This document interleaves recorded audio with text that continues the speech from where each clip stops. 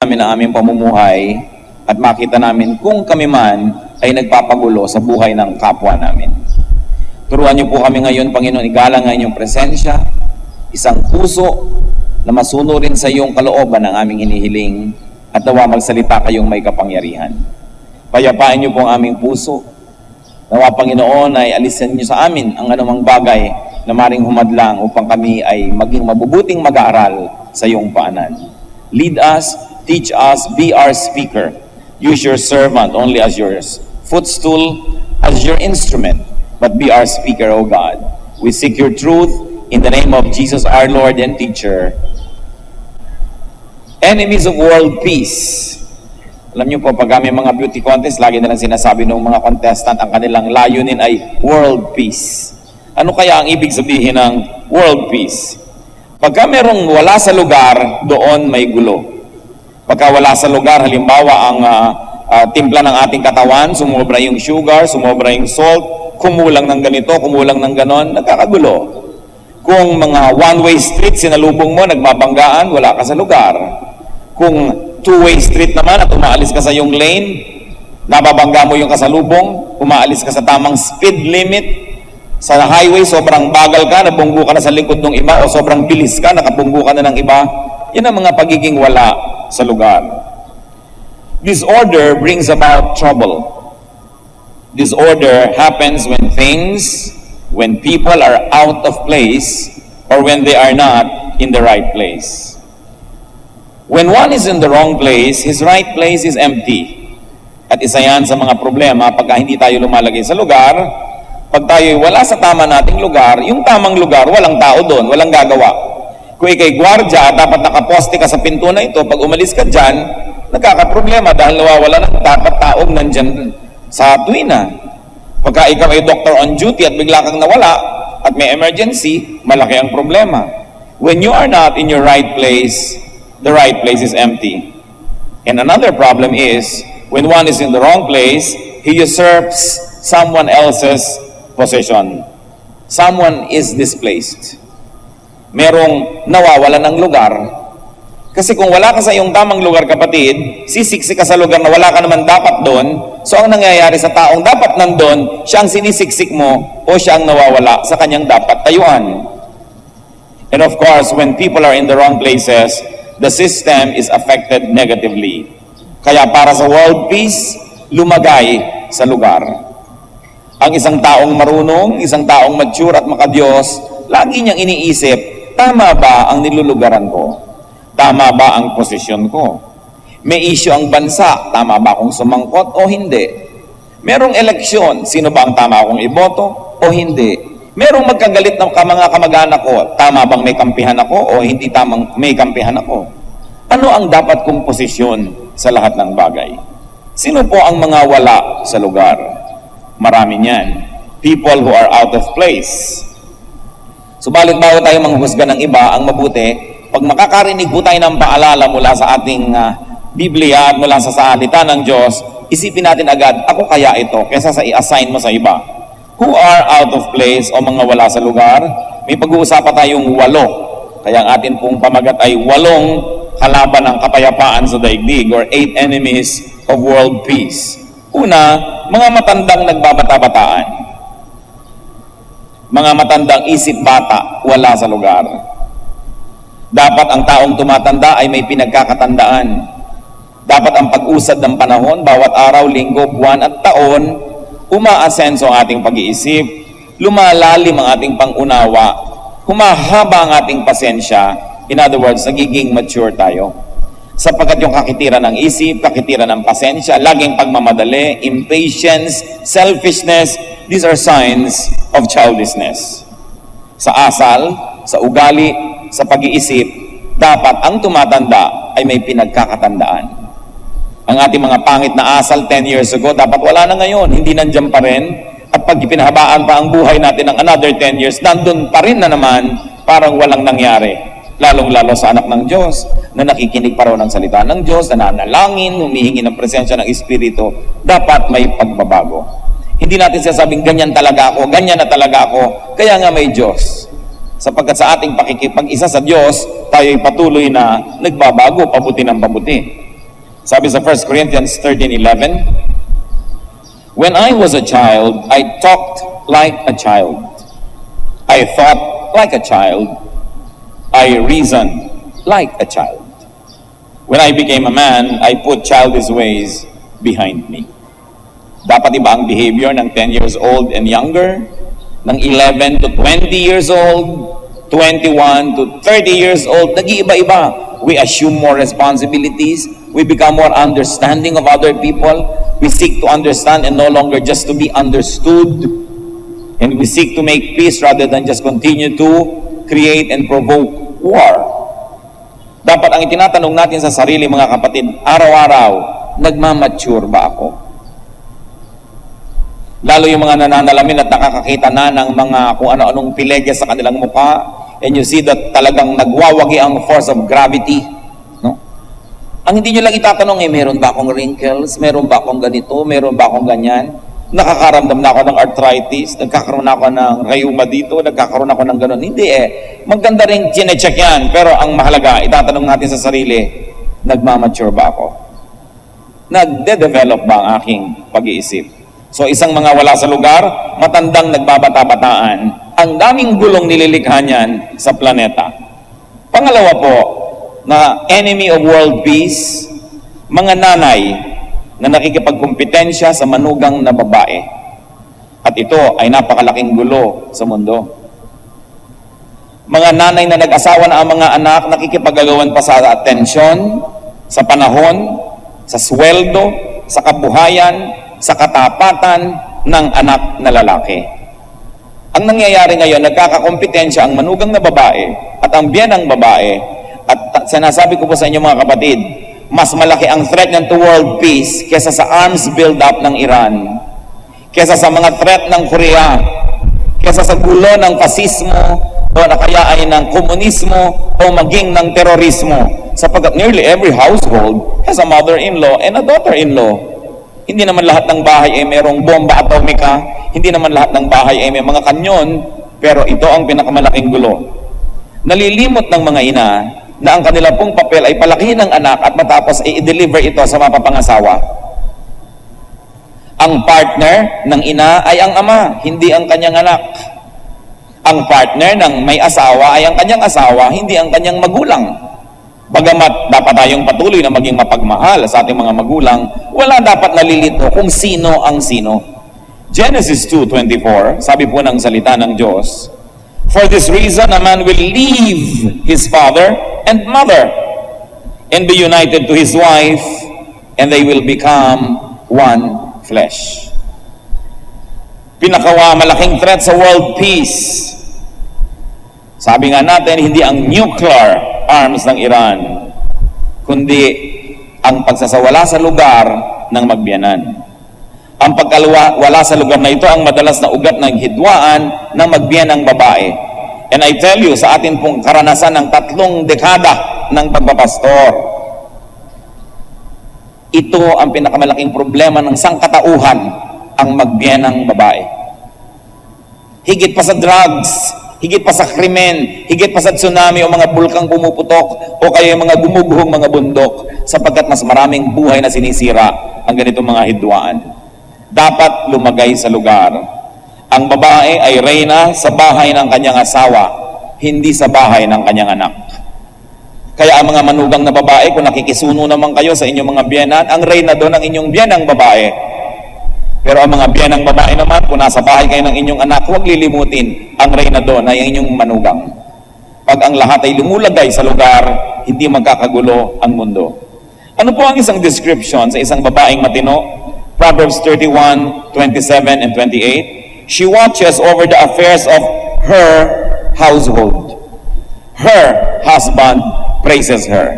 Nakikita niyo po ang inaatupag niya ang kanyang sariling tahanan, at ang gusto niyang makasama, ang pagpuring dapat niyang tanggapin ay galing sa kanyang sariling asawa.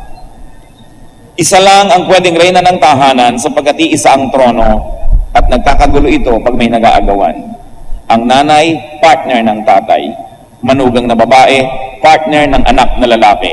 Hindi yan dapat nakakalito. Napakasimpleng katotohanan na walang dapat nakalilito.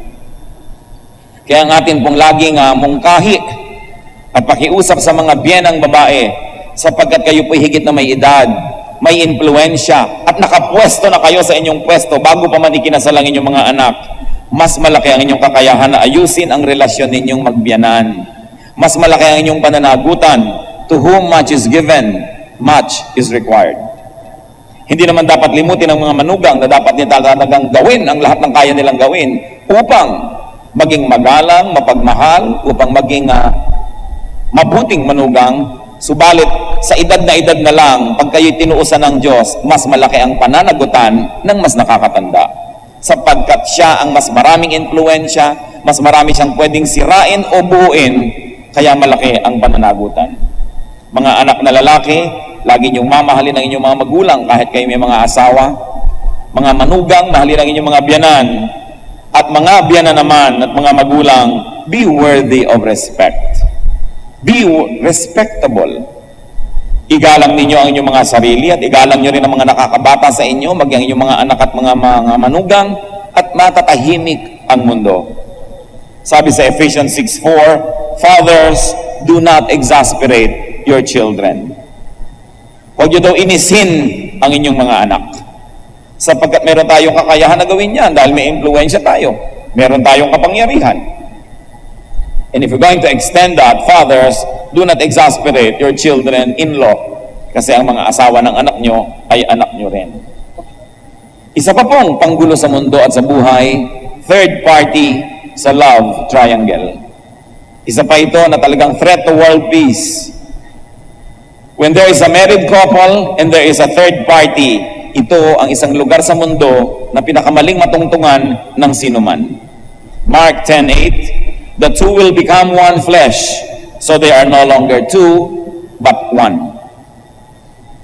And Hebrews 13:4, marriage should be honored by all, and the marriage bed kept pure, for God will judge the adulterer and all the sexually immoral.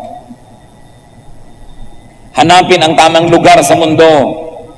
Kung gusto nyong may kapartner kayo sa buhay, makipag-partner doon sa pwede rin makipag-partner sa inyo. Subalit, gawin ang lahat ng magagawa na hindi kayo mapapartner sa may kapartner na, sapagkat magkakagulo talaga ang mundo. Sa Valentine's Day na lang, litong-lito yung kung sino ang pang 14, sino ang pang 13, sino ang pang 15. May post, may pre. Alam nyo, may mga post at mga pre-Valentine's, sa dami ng kadate. At magulo yan. Nasaan ka sa Noche Buena, nasaan ka sa Medianoche, nasaan ka pag Holy Week. Nagkakapalit ko minsan ng mga anniversary. Kaya yung mga iba, naglilito-lituhan na lang talaga dahil talagang nakakalito. Pero alam nyo po ang wala sa lugar? Yung kerida na nagseselo sa tunay na asawa, talagang walang-wala yun sa lugar. Ikaw lamang ang nakikisingit, may gana ka pa magselos. Wala sa lugar ang magselos at makipag-compete sa tunay na asawa. Kahit kapag ang kerida, magkaroon ka naman ng class, huwag mong limutin kung sino ka. Yan ang gulo ng mundo. Nalilimot ng tao kung sino siya. Nakikiambus-ambus lang ang gusto pa sa kanyang jackpot. Mali na nga, lagyan man lang ng konting decorum. Kaya siguro may aklat na lumabas noon, etiquette for mistresses. Kagandahang asal, no? Sa mga kulasisi. Dahil kung minsan yan pa ang mga malalakas ang loob mag-demand, magselos, walang-wala sa lugar. Isa po pong enemy of world peace, parents who live through their children. Mga nabigong maging dentista, pinipilit ang anak nila maging dentista. Mga nabigong maging engineer, pinipilit ang anak maging engineer. Dahil hindi nila maipamuhay ang kanilang mga pantasya sa buhay, gagamitin nilang props ang kanilang mga anak na tagatupad ng kanilang mga di natuloy na mga pangarap. It's out of place. Making the children live out their parents' dreams and fantasies and frustrations. And you know why it's wrong? Because every person is wonderfully made. Every person is uniquely designed by God. Psalm 139 verse 14, I praise you because I am fearfully and wonderfully made. Ang bawat nilalang ay kahanga-hanga ang pagkakalikha ng Diyos. At meron siyang likhas na ibinigay ang Diyos. At ano po ang tungkulin ng mga magulang? Tulungan ang batang hanapin ang likas na mga bigay na to't kaloob. At siya ay doon mag-develop as a person. Parents are to help their children become what they are designed to be. Marami sa mga magulang nalilito kung anong ibig sabihin ng pagiging magulang. It is to nurture our children so that they can become what God intended them to be. Another enemy of world peace, people who live on others. Kanina, people who live through others. Ngayon naman, people who live on others. Yung mga tao na ang iniinom nila ay iniistro nila mula sa dugo ng kapwa. People who harvest what they never plant. 2 Thessalonians 3:10, if a man will not work, he shall not eat. Ang mga tamad ay hindi dapat na naghahanap ng ginhawa ni ng makakain man lamang, except of course when we are sick or we are momentarily unable to make a living. Genesis 3:19, ano po ang utos ng Diyos sa tao? By the sweat of your brow, you will eat your food. Pagpawisan mo ang iyong kakainin. Huwag yung ang tanda-tanda mo na nakaasa ka na lang lagi sa kuya mo o sa kapatid mo o sa ate mo. Pati pambili mo ng cellphone na gusto mo pa ay may bread toaster sa loob, hihingin mo lang pala, yabang-yabang mo pa mag-cellphone. Ang load mo, dinidilihensya mo lang, text ka pa ng text. Gusto pa mag-party ng mag-party tuwing birthday, eh, wala namang kinikita, bagsak-bagsak naman ang mga grade. So, wala sa lugar. Lumagay sa lugar, pati ang mga anak. Alam niyo po kung isang dahilan kung mahirap ang Pilipinas, may isang nagtatrabaho, may 10 nakadagan. Paano ka aahon? Paano ka babangon? Napakaraming humihila sa iyo pababa. Napakaraming umaasa. Napakaraming gustong magdilihensya. Pag tigi-tigisanan ka na lang ng birthday ng mga kamag-anak mo, hindi ka na mapapahinga buwan-buwan. Kaya if anyone does not work, he should not eat. At isa sa 10 Commandments, ang hindi sa iyo, huwag mong paghangaran. Exodus 20:17, you shall not covet. Meron po kaming kilala, maluwag ang bahay nila sa isang neighborhood na maraming tao ang siksikan. Tuwing may namamatayan sa neighborhood, pinupunta sila, pwede po bang magburol sa inyo? Maluwag naman kayo. Pambihira naman. Pinaluluwag ng mga tao yung bahay nila para maginhawa sila. Ang gusto ng lahat sa paligid, pasikipin. Pinaghahangaran nila ang hindi kanya. Ang luwag-luwag nyo pala dito na lang kami lagi magpapahinga, di sisikip na rin. You should reward people when they fix their lives and make it better. But if they make their lives better and you covet what they have, you will actually punish them and then you will demotivate them. Nawawala ng gana tuloy yung iba na magpa-asenso sa buhay dahil hindi nawawala ng mga molestyador. Makaka-afford na sana ng maliit na swimming pool pero sa dami ng gusto makipaligo, hindi na lang dapat ituloy. Makakapagpatayo na dapat ng maliit na bahay bakasyonan sa dami ng gustong makibakasyon. Napeperhuisyo ang kapwa na pinapaasenso ang sarili dahil pinagnanasaan ng mga kaibigan at kapitbahay at mag-anak ang di naman nila pinaghirapan. Isang masamang ugali at hindi dapat na pinaiira lalo sa mga anak ng Diyos. Hindi balik kung kayo inaanyayahan at iniimbita. Pero yung naimbita kayo minsan, hindi ibig sabihin automatic na lagi na kayong naiimbita o kaya ito kayong iniimbita nyo na ang inyong sarili. An invitation is good for only one entrance.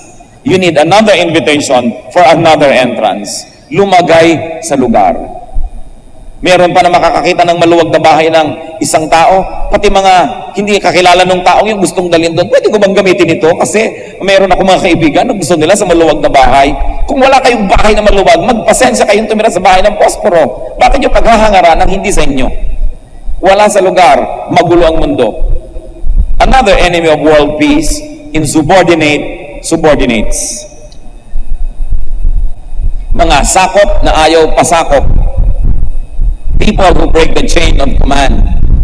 May kaayusan ng lahat ng bagay. May chain of command.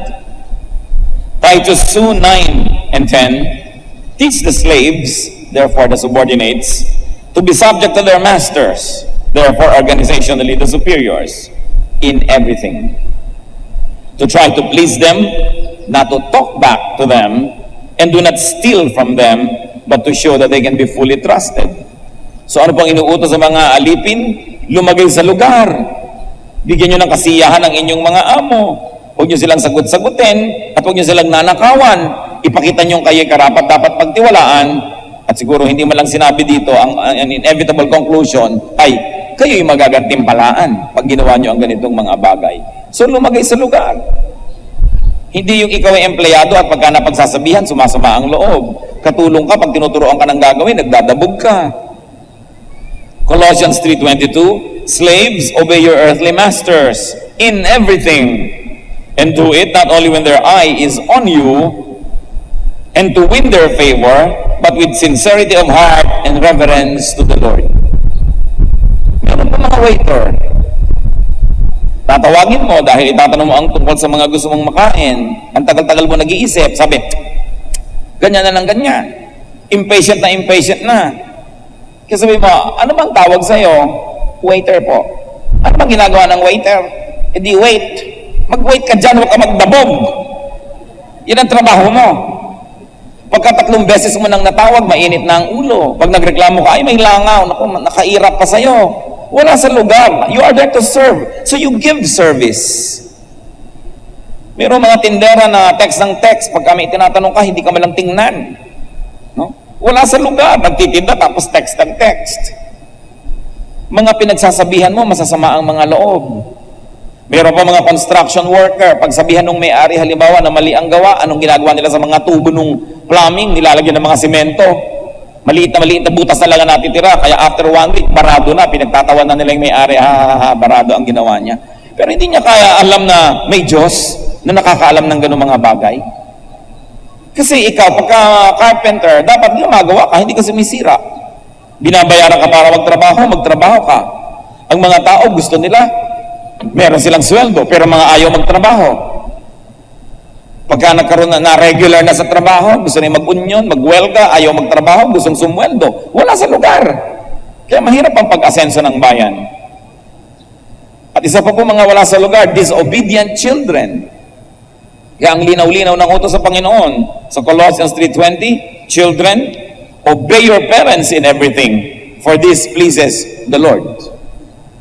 Siyempre, ang mga magulang naman, tayo ang nagde-determine kung ano na bang level ng ating children para unti-unti na rin natin silang binibigyan ng mga laya na deserve na nila dahil nagpapakita sila na mature. But children are to obey their parents in everything. Unless, of course, your parents want you to do something very evil and you know it's very bad. Like kill somebody, burn a house, steal. Alam mong hindi yun tama. Pero utos yan at lumagay sa lugar ang mga anak. Sa sobrang pagsakop naman kung minsan ng mga magulang, we produce people with slave mentality. Alam niyo po kung bakit maraming mga Pilipino naaabuso, lalo kung nasa abroad o nasa mga trabaho? Kasi hindi rin natin sila tinetrain sa bahay ng mga tuwiran, hindi natin tinetrain na magsalita kung nahihirapan o meron silang kahit konting pagtutol. Hindi rin naman mabuti ang bunga nung sobrang walang kasagot, walang kikibo. Dahil nadadala nila hanggang pagtanda nila na kahit iba na umaapi sa kanila, hindi nila matutulan. So ano pong magandang timpla? That we allow our children to disagree. We allow our children to voice out their opinion, but always in a respectful way. And once they have aired their opinions or view, and still you decide against it, then they obey you, magandang usapan yon. Pero dapat po binibigyan din natin sila ng pagkakataong magsalita, mga tuwiran, basta't laging magalang. At matapos maiparinig nila ang kanilang gustong sabihin, ang pasya pa rin natin, salungat man sa gusto nila ang masusunod. Pero at least nasabi nilang gusto nila, at tayo naman mga magulang, kung nakita natin may point na sila, should be humble enough to say, oh anak, tama ka dyan. Hindi yan sign of weakness, it is a sign of strength. Because only the truly strong can say, I was wrong, I'm sorry. People of weak character will never say sorry and never admit their mistakes. Kaya mas maganda na ipapakita din natin, napapalaki natin ng mga bata na sila man, pagdating ng panahon, marunong mag-admit ng mistakes, marunong mag-sorry. Nababawasan ang gulo ng mundo. Another enemy of world peace is exemption seekers. Yung meron ng mga batas, ayaw pang sumunod, laging gusto, pwera sila, laging gusto, hindi sila kasali, pagka sila, you break the rules. People who place personal interest above social order, above fairness. 2 Kings 17:37, you must always be careful to keep the decrees and ordinances, the laws and commands He wrote for you. So kung may mga ordinansa po, may mga kautusan, mga alituntunin, sundin natin. The only time when you should ask for exemption is when times of matter of life and death, of extreme emergency. Pero in every other way, para may kaayusan ng lipunan, sumunod sa kaayusan at sa mga dapat sunding mga batas. Isa sa mga dahilan kaya ang gulo-gulo ng ating traffic, sinabi ng walang titigil dito, tumitigil. Sinabi ng walang tatawid dito, tumatawid. May mga overpass na, nagkakagulo pa rin yung tao. May bakod na, sinasampa pa, inaakyat pa. At oras at nakasagasaan mo, kasalanan mo pa rin. Samantalang hindi mo naman inaasahang may tao dun dahil may bakod yung gitna ng kalsada at may overpass, ba't may tao? Pero sa hindi pagsunod sa batas, dahil ang gusto ang sarili ang masunod, nagkakagulo ang lahat. Philippians 2:4, each of you should look not only to your own interests, but also to the interest of others. And finally today, although dapat marami pa yan, yung mga enemies of world peace, intruders, gate crushers, privacy violators. Ito, napakaraming Pilipino ang guilty. Marami sa atin, wala tayong galang sa privacy ng iba. Nakikinig sa mga private conversations. Ano po ang gagawin ninyo kung kayo ay nasa isang lugar na may telepono, biglang nag-ring at biglang nakikipag-usap yung kausap nyo kanina nasa telepono na at mukhang ang pinag-uusapan nila ay private matter? Ang tamang gawin ng sibilisadong tao ay tumayo, lumayo, tumingin sa painting, sa langit, magbilang ng paru-paro, do something so that you don't hear the conversation. Yun ang ginagawa ng matinong tao. So magtanong tayo sa sarili natin, matino ba ako o pagka meron nakikinig pa ako lalo? At yung iba sumisingit pa ano daw, sabihin mo, ganito, ganyan, hindi naman siya kasali sa usapan. Ako napakaraming ganyan sa mga bahay Pinoy. Hindi naman kasali, sumasali. People who read someone else's letters o kaya ngayon mga text, pag hindi nyo cellphone, hindi nyo dapat binabasa ang laman yan. Liba na lang siguro asawa kayo at meron kayong duda na may ka-text yan, pwede siguro dahil hindi na siya separate from you, you are one. Pero only when the unity of your union or when the strength of your union is threatened. On all other things, you should give your spouse privacy. Yung pakikitungo niya sa kanyang mga kamag-anak, sa kanyang mga kaibigan, sa kanyang mga empleyado o kasama sa trabaho, may privacy siya dapat doon.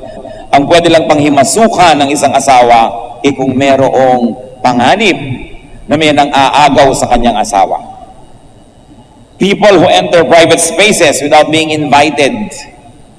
Lalo mga bedrooms. Yun mo mga bedroom, kahit sa sarili natin mga kapatid, mga anak, magulang, abay kumakato ka naman bago ka pumapasok dyan, hindi ba para ka pumapasok sa plaza.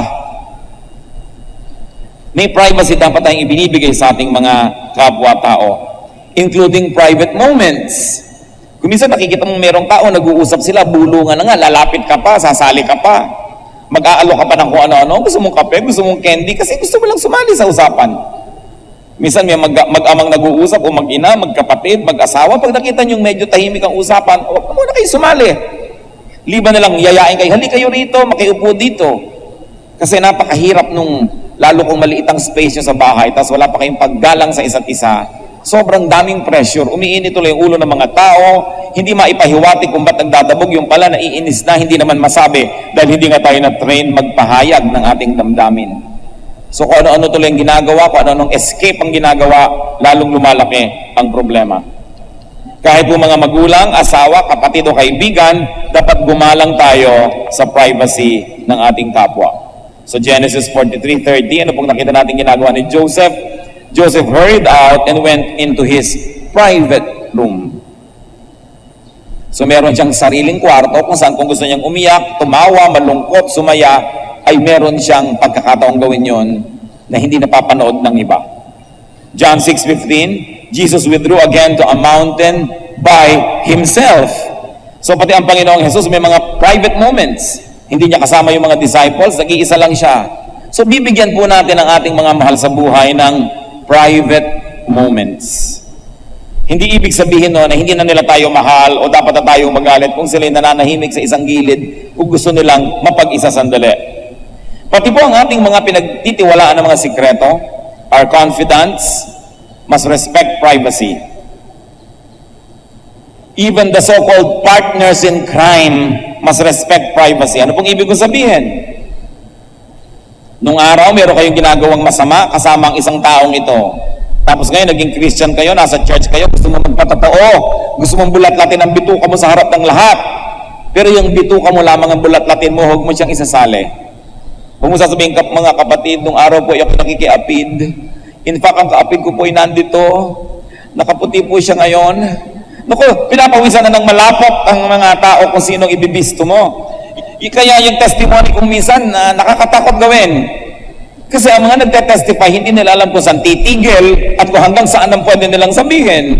Akala nila, ibig sabihin ng magandang testimony, bulat natin ang kahuli-huli ang imaymay ng kanilang bituka sa publiko at pagpiestahan ang lahat ng kanilang mga ginawang kalaswaan. Dapat pag nagpapatotoo, general terms lang at na hindi sobrang nag-glorify yung sin, yung devil.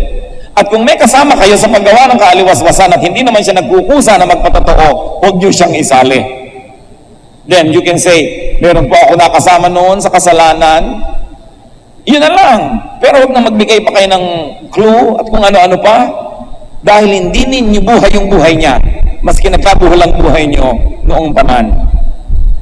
Hindi tayo kumisan marunong mag-handle ng ganyan. At alam niyo pa, isang napakahamak na uri ng pag-iisip at ugali.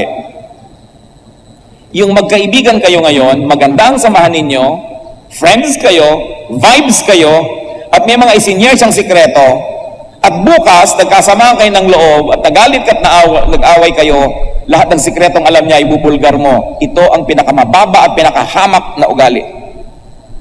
Because whatever is shared with you in confidence and in good faith must be respected, though you are no longer friends. Kung ikaw ay tunay na tao. Sapagkat kung magkaaway kayo nung araw, hindi niya sasabihin yan. Kung hindi kayo magkapalagayang loob at hindi maganda ang inyong samahan, hindi niya sasabihin yan.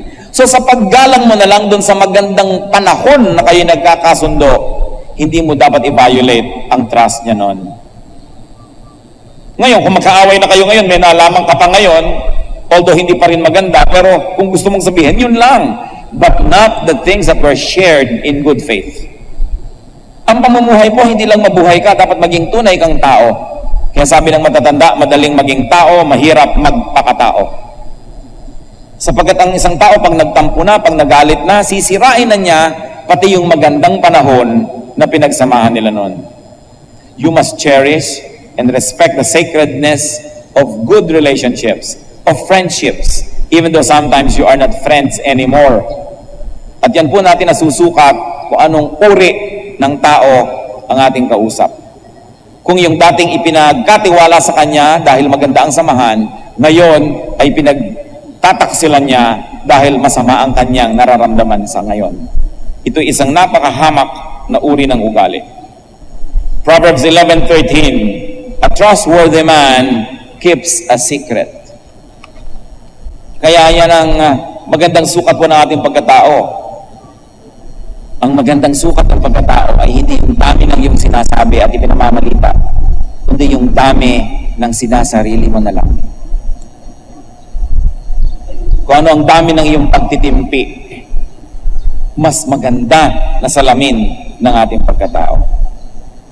So, ano po ang mga enemies of world peace? Matandang, nagbabata-bataan, wala yan sa lugar.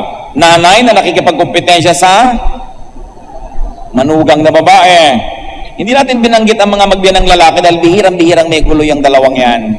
99.999999% ang mga magbiyanang babae.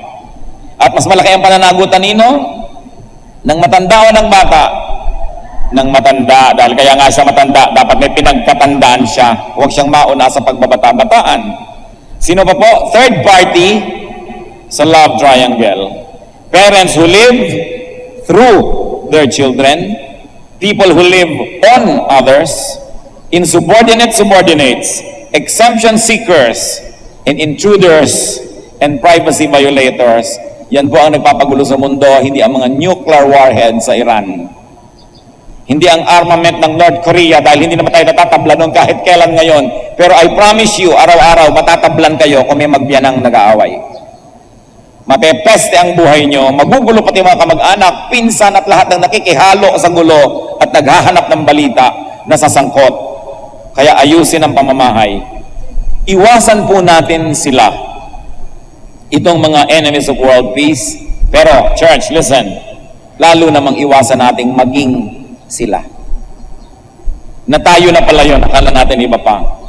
Dapat ang tao teachable. Dapat ang tao humble and observant, lalo na sa sarili.